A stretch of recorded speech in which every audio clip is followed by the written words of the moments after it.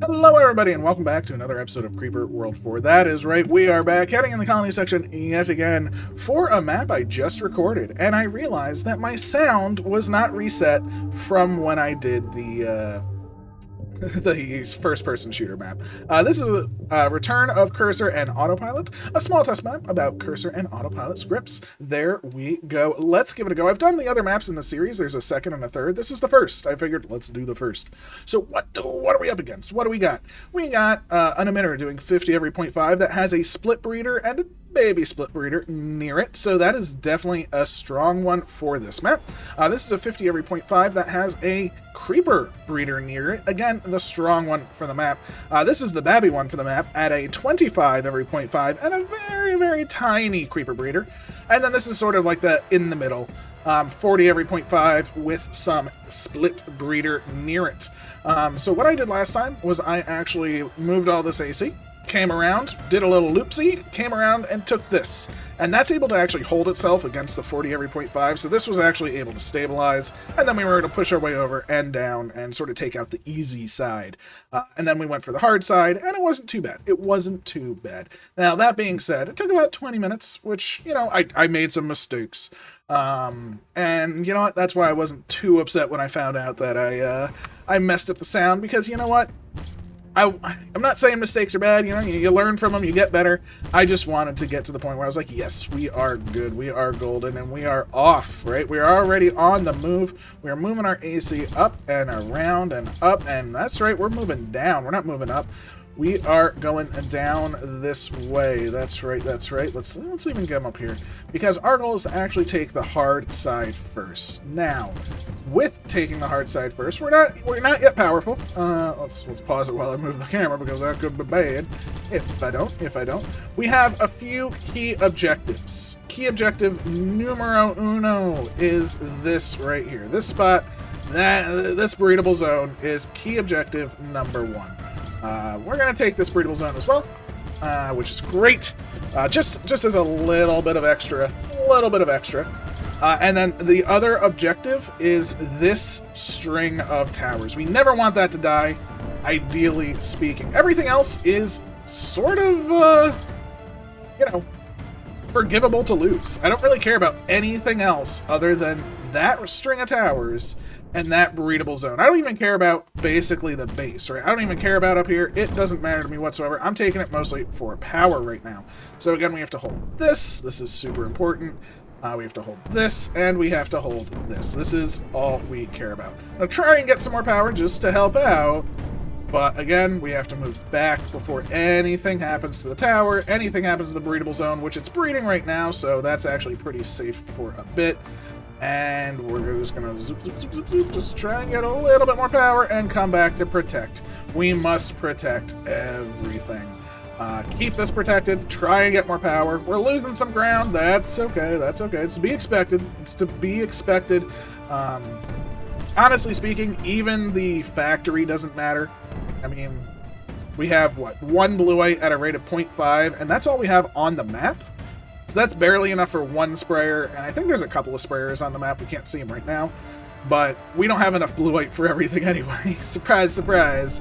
That does seem to be a common occurrence on auto-build maps, where there just isn't enough bluite and there's sprayers that are built, and it's a little bit of a shame, because it makes the sprayers, you know, significantly worse. To be fair, it really does, because if there's not enough bluite, they're really not doing anything. And I'm not saying they need, I mean, I guess infinite bluite. I mean, if you're doing an auto-build map kind of thing, I would say basically have infinite bluite, right? I mean, why not? Who cares? It's you know that's only going to be on some sprayers. So that's my suggestion. But again, I lost all the bluite right there because I let it die. But I let it die because these mortars are coming up, and they are far more importante than anything else. Again, once these come up, this area should essentially fall. So that's what we really, really want. That's what we need. As you can see, this is already starting to push back, which is amazing, which is going to allow us to get some more power as this mortar starts its reign of death. Oh, baby, yes. Oh, there they go. The double mortar coming in, coming at you. Let's just make sure this doesn't necessarily lose all AC up there while we actually start to push out here now, right? We can start to take this area. Look at them go. Just 2 mortars is all we really needed in order to make such progress. Look at this. Look at this. We're going to get 3 cannons, 2 mortars. It's going to be huge, right? And once this breeds again, it's going to be like super safe area. So it's breeding again right now. That's going to allow us to sort of start moving around and thinking about power elsewhere. That's right. I don't necessarily care about taking this area, but holding that is just immense, right? Just holding that, what we just got, is perfect for us, right? It is all we need. It's all we truly care about. And as you can see, we're able to push this area back very, very easily as well. Oh, they're actually pushing for that. So we're going to let that side sort of stew for a bit, and we're going to go on a little journey. That's right, we are now in the path of doom, so to speak. We have our cursor. It's not very strong, but it's strong enough, I think. All we need to do is outlast these waves and move our butt. We're going to inch our way over, and we're going to take that top left corner this time, because that right side is able to hold. As you can see, I say as you can see, you can't really see it because it's not really doing nothing, but it is holding, right? Which is very good news for us.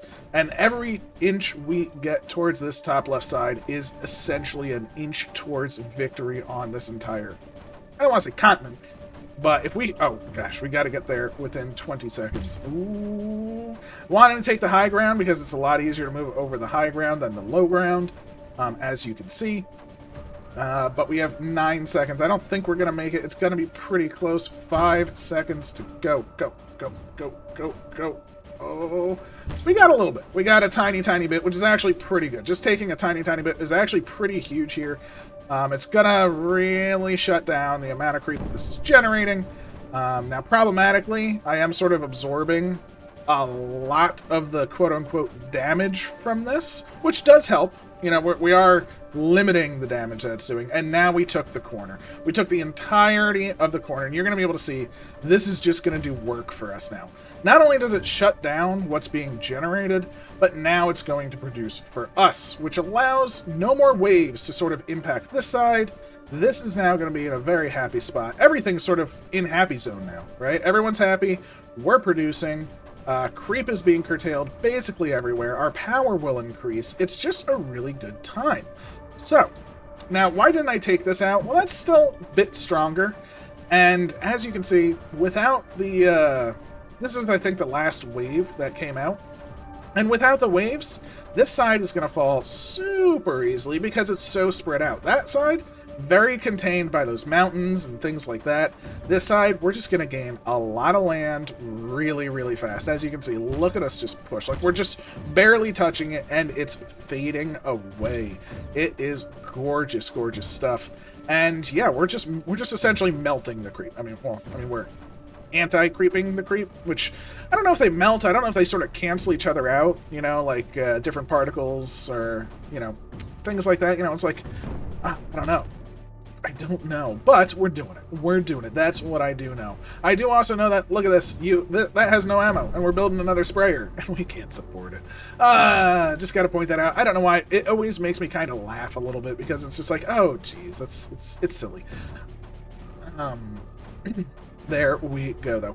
What I will do is, while those get built, I'll let those push themselves a little bit while we push elsewhere, because, again, I mean, the mortar and the cannons that are coming up can do some work, and you might as well let them do some work, right? I mean, why take too much ground, so to speak? Because if we took all of the ground there, we'd have the slight problem of the fact that, yes, we're taking that ground, but now that mortar is doing nothing, where now that we let that mortar get built, you can actually see it's pushed to another mortar. And it did that while we did stuff down here, which is actually, it's relevant, I would say. I would say it's relevant. Because we can get a cannon or something down here, which I was kind of hoping for, like right there would be amazing. That would be perfect. Can we get any units down here, please? Anything? Come on. Nope. Ooh, this might be it. This might be it. Now we're getting some power coming down here. Do we get a unit? Yes. Units. I know it was top left. There we go. So now we got a unit. That's what we wanted to see. And again, they've pushed to this other mortar, which is great. We want this cannon. This cannon is big, right? It's going to just directly shoot this emitter, and this emitter is a babby emitter, right? It's the 25. It's basically nothing. We want to protect this mortar as well. The nullifier is great. Unfortunately, it doesn't connect up either of these towers, and to get power to it, we actually have to come from like the top. It's pretty wild.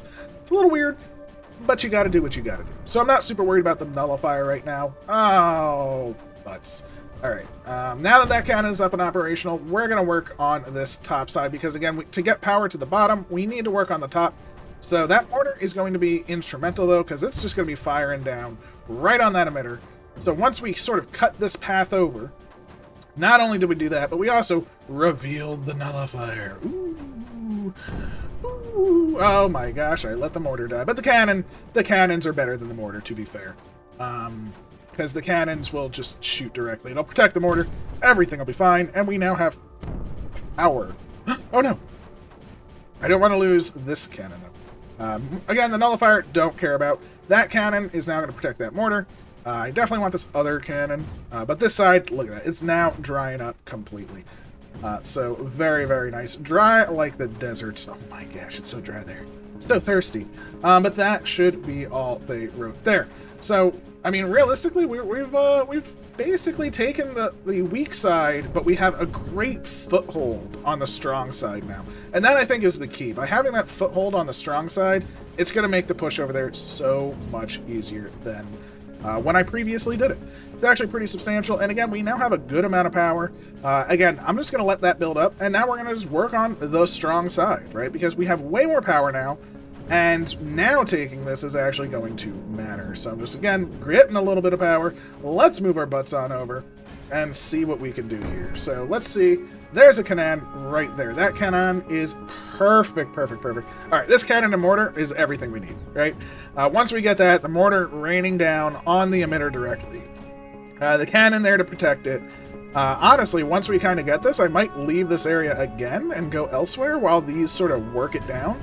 I think that is what the key will be, because especially getting that other cannon up top, it's going to, I'm not sure if it'll fall, but it's going to have some serious problems. So yeah, I'm very, very happy with that. So this area should be pretty much taken care of. As you can see, look, they basically pushed all the way down, so we're gonna be on the move. We want to be addressing things. Now, that being said, this is a breedable zone, so let's just take it. Let's not let it breed anymore, and this area should now be taken. So again, maybe we can take this breedable zone. We took some of it before it even started to breed, so that's actually quite nice for us. Cut down on the creep, and that's actually going to relieve some pressure in the center. And we're doing pretty decent. As you can see, they actually pushed to the nullifier without me doing anything once they built that. So now the right side is going to lose a lot of power and support. And look at this. I mean, we're just already carving through this, right? We have so much land, so much power. We are able to really start going for this last emitter. And that's it. It's literally just this last emitter. So we are just taking out just inches. I mean, miles, meters, kilometers, parsecs. I don't know. But we are taking it out. And we might have lost a tower, but we have gained an emitter over there. And again, this side is just looking great, right? This is going to help really clean up the front. We have a nice line of power coming down. It's just good for business, right? Once these are built, this is going to push this out. We can start working on our final push. So yeah, I feel pretty good about how this other strategy worked in getting the foothold in the top right. I think that was the key. Just getting enough that it can hold, but not necessarily devoting everything to taking it. That's pretty huge. And again, the AC is just pushing. Everything is sort of just pushing now. We're really just cutting across. We're cutting down, and I don't know where the units are. That's one thing I really wish I did know where the units are, because now we need to really snipe some units, right? Every cannon we get in a forward position, every mortar we get in a forward position is just victory, right? Anything that can shoot near the emitter is huge. So I want something, but it doesn't look like... see, like that cannon is massive. Again, it just holds the area. Oh, and that mortar. Yes. Okay, so this mortar is the key. That'll fire straight down on the emitter, and that's gonna be it, really. I mean, this is, again, the last emitter of the map. So realistically, once this cannon will protect that tower, which is great. We're already moving down. This should probably activate our nullifier, because once this mortar is raining down, we should be able to find the nullifier. I know it's above it. It's like, I think it's like right here-ish, I want to say. There it is! So we even have the nullifier. All we need to do is protect it. But we also have to protect the power source, of course. But with that mortar coming down, I mean, that's... Oh my gosh, look at that. We even got another cannon and mortar. This is super over at this point. Super over. Once they're built, we can sort of move on and just clear up the map, because, you know, you want to clear up the map. You want to have fun. You want it to be completely devoid of enemies, of course. Or, I say enemies, of creep. Of creep specifically. But there we go. Now that the nullifier is built, and it has a cannon and another mortar, we're just going to start clearing up the rest of the map while that turns on and activates. All of this, it's just done. There's nothing it can do. We'll come in from this side, cut off all the things. We're going to, of course, kill everything. Even though this is coming on, we got our objective. A little bit better than 20 minutes, so I'm pretty happy that this other strategy worked. Definitely could be faster. I'm not the best at moving, like, super optimally with the mouse. I'm sure a frame-by-frame method could work, but it's not about speed. It's about the clear, it's about having fun, and I enjoyed it. So, if you did enjoy it, please leave a like, a comment, subscribe, all of that good stuff. And yeah, I will check the times, see how we did, and then once this is clear, I hope you have a wonderful day. But let's see how we did. There we go. Oh, it's almost gone. You're done. Get out of here. And there we go. We have taken the map. Beautiful, beautiful, beautiful stuff. So jumping away, 14 minutes. You know what? I'll take it. I'll take it. There's a 13-minute time. 13:26, so just a minute and 10 over us. But I think that might be like second place. So you know what?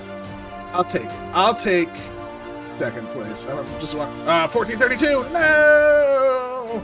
All right, fine. Holy moly! So 7 minutes. I don't even know how you do that. That I want to see. But anyway, I hope you enjoyed. Again, like, comment, subscribe, all that good stuff. I'll catch you next time. Take care.